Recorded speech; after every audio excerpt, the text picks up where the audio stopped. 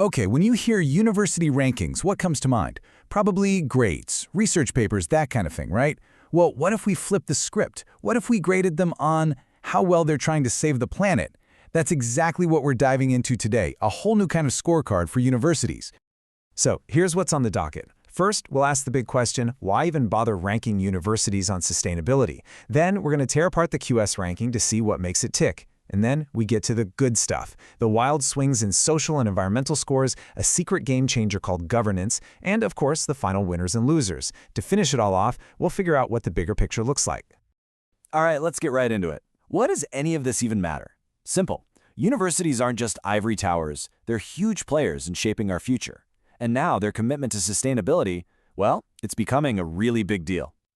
I mean, seriously, think about it. How do you actually grade a university on saving the planet? It sounds kind of impossible, right? But that's the puzzle these big global ranking systems are trying to solve. And let's be clear, these rankings aren't just for bragging rights. They have a real job to do. For the universities, it's a huge push to do better. And for the rest of us, students trying to pick a school or funders trying to figure out where to put their money, these rankings give us a peek behind the curtain. It's all about transparency. Okay, so now that we know why this matters, let's get into the how. We're going to zoom in on one of the big ones, the QS Sustainability Ranking, and really break down what's under the hood. So the QS ranking isn't just counting recycling bins or solar panels. It's way bigger than that. It's a whole system that looks at three key things: environmental impact, social impact, and governance. You might have heard of this as ESG in the business world. Well, this is basically ESG for universities. Now check out how they slice this pie. You've got environmental and social impact as the two big kahunas, making up almost the entire score. And then there's governance, sitting over there looking all tiny at just 10%. You might think, 10%, who cares? But trust me, don't ignore that little slice. It's the wild card. It's the secret ingredient that can totally flip the rankings upside down, as you're about to see. Okay, now we're getting to the juicy part. Because when we dig into the data for Turkish universities, well, it's not a story of slow and steady wins the race. Nope. It's a story of rocket ships and nosedives. We're talking about some seriously dramatic shifts. Let's kick things off with a massive success story. Check this out. Özyeğin University. In just 1 year, their score for health and well-being shot up by over 113%. I mean, they more than doubled their score. You don't just stumble into that kind of improvement. That's proof of a major, focused effort. And here's where you can really see those diverging paths. In the exact same category, environmental education, look what happened. On one hand, you have Hacettepe University taking a pretty big hit, dropping more than 44%. But then, look at Bilkent University. Their score exploded, jumping by almost 180%. It just goes to show you, everyone's on a different journey here. Some are flying, some are falling. Okay, brace yourself for this next one. This is the single biggest jump we found anywhere in the data. We're talking a 660% increase. That belongs to Ege University, and it's for their strategy around environmental sustainability. A 660% jump in 1 year? That's just wild, almost unheard of. All right, remember that little 10% slice of the pie we talked about? Governance?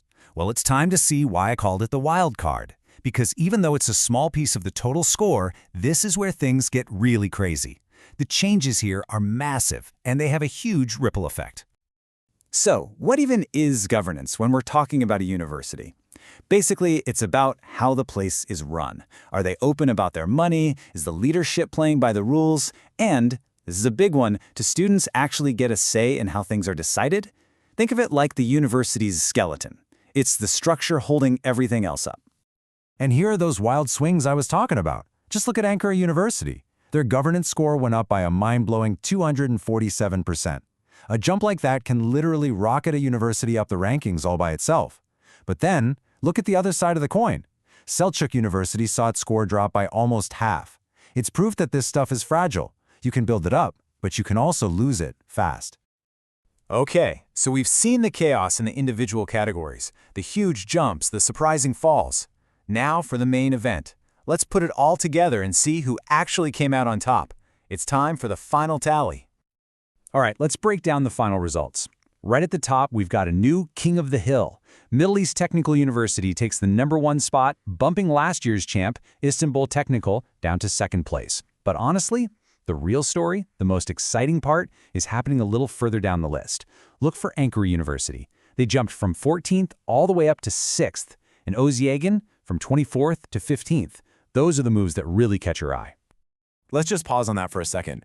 A 46% increase in their overall score in 1 year. That's how Ankara launched itself from the middle of the pack into the top 10. It's just a huge testament to whatever changes they made behind the scenes. And believe it or not, Özyeğin University did even better, with an even bigger jump in their score. That's what powered their 9-spot leap in the rankings. Without a doubt, these two universities are the breakout stars of this year's report. So when you put it all together, what's the lesson here? It's this incredible contrast. You have Özyeğin University proving what's possible when you really focus, and then you have the former number 1, Istanbul Technical, taking a step back. It's a huge reminder that when it comes to sustainability, standing still is the same as falling behind. You can't just coast. Okay, let's take a step back from the numbers. What does all of this actually mean? What's the big picture here for sustainability in Turkey's universities?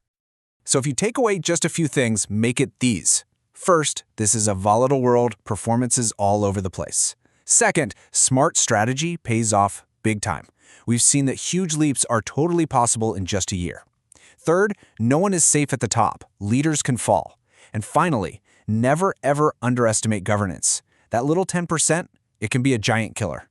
Now we have to put a little asterisk here. This is a snapshot. It's just 1 year, it's just Turkish universities, and it's all based on numbers. And as we know, numbers don't always paint the complete picture. To get the real story, you need to dig a lot deeper over a much longer time. Which leaves us with one last big question.